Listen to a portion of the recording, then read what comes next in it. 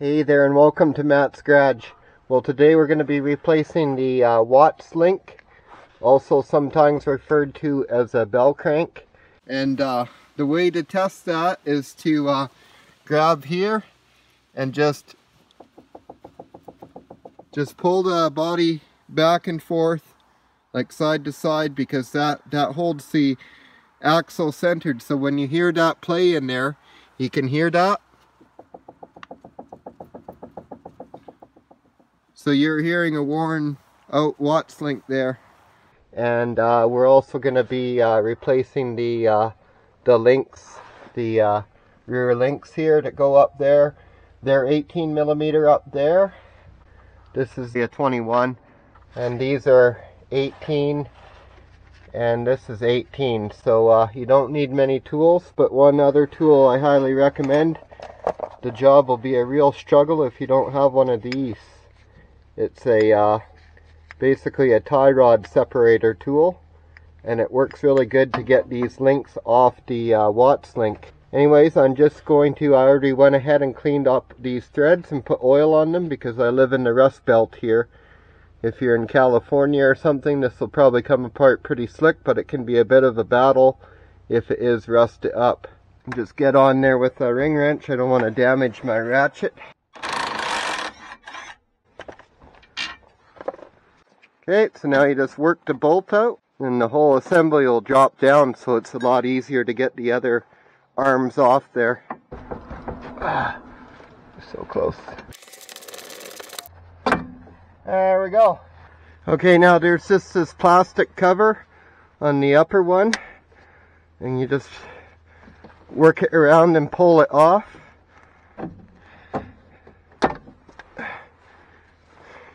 See, it just clips on like that. Okay, so you can see that 18mm, and we're just gonna get some oil on it quick here and then hit it with the impact.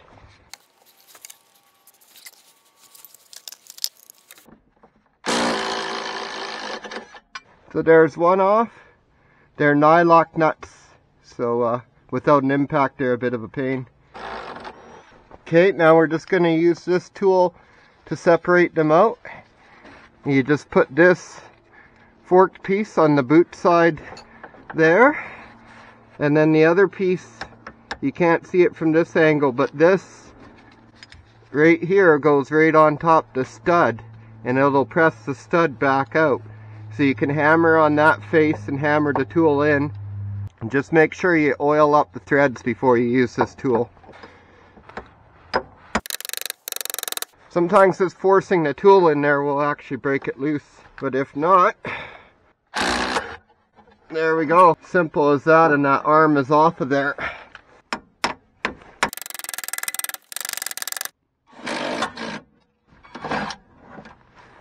There we go. You just got to get the right angle on that, and it comes right out of there. This one wasn't quite worn out yet. It was just really dry. It's on its way out, so preventative maintenance. Now I'll move on to the links, and they're just 18mm bolts. They've got a tab on the nut, so you don't have to hold the nut.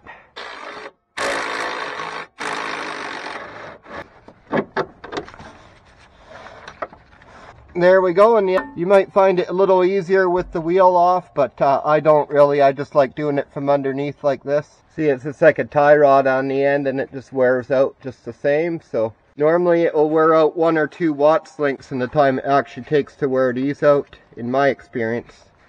The center link is the part that actually goes, the bell crank as some call it. Right there, that bearing in the center wears out.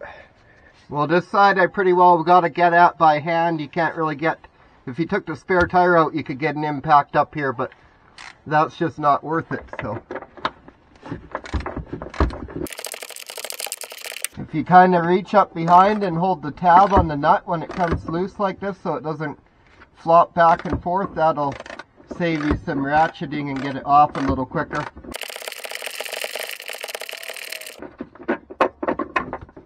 There we go. That's all there is to it. See, it's got that little tab on the back. If you don't hold it, it sort of rocks in there and then uses up some of your stroke when you're ratcheting. Okay, I went with all Mog brand components here. So this is the new Watts link there. That one looks a little fatter, but maybe it's got a heavier bearing in there. And it comes with new fasteners too. And then these are the end links here. These have threads, but they're not adjustable. You can see they're crimped. So are the factory ones, so they're preset. There's no adjustment in that. So there we go. There's all our new parts. And we'll just jump under there, and it's just the reverse of the removal procedure. These look like they have cotter pins on them, and they also have grease fittings on them. So I have to install those grease fittings first thing here. See that grease nipple threads in there. So these grease nipples are 8mm. They're self-tapping threads, so you just basically work them in, force them in. They're tapered, so they go in pretty easy. And don't overdo it. You can twist them off, of course. And then we're just going to put a couple pumps of grease in each one to make sure. They did have some grease in there, but okay, ready for installation there. Okay guys, time to get these links installed. One thing, make sure you get the ends pointed the right way. So the long one, the left side one, points back, and the short one, the right side one, points ahead. And this Watts link, it fits in like this. You can see by the tapers which way the ends go into it. And it's labeled right there. It says back and up. That's how you keep that all straight. These, you want to install them now, but don't tighten them all the way, because that's a solid bushing. So you don't want to snug it down and then be moving these around, because it will be torquing against the rubber. So we're just going to get those up there and installed. The left side one here, it's got a welded nut already on the back side. And of course the right side one has that little tab on the nuts.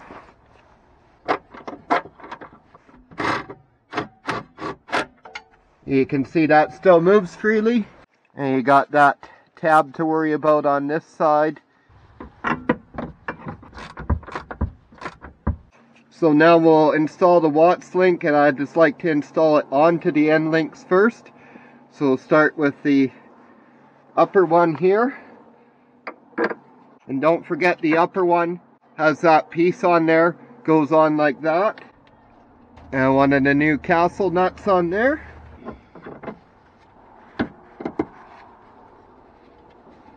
Okay, now the taper is the only thing keeping that stud from turning.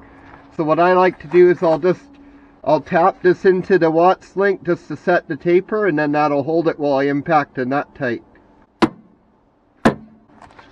Should be good.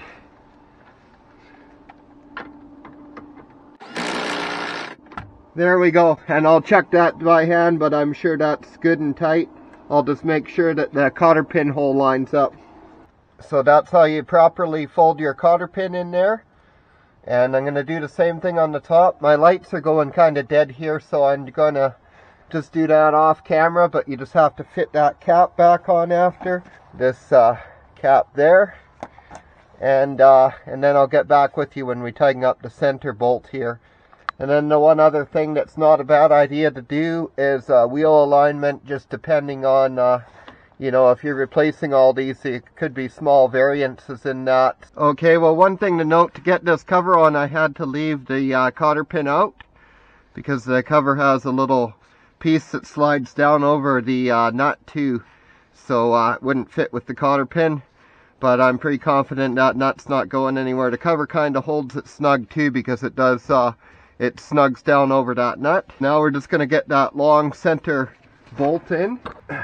You'll just have to wriggle things around a little. You might have to push the axle a little.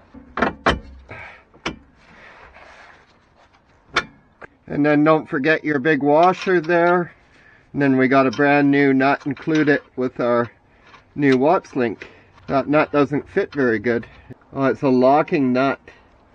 I don't really like that. I'm going to use the original. Get the 18mm wrench on the back side. And I'll include torque specs as a caption, but I'm just going to run it down with the impact. Now I just have to remember to torque up the links up there and there. So I'm going to do that real quick, and other than that, we are done. So I hope you found the video helpful. Thanks a lot for watching Matt's Garage. Don't forget to like and subscribe, and have yourself a great day. Also, during the whole time that you're doing this job, make sure you have the car securely blocked up.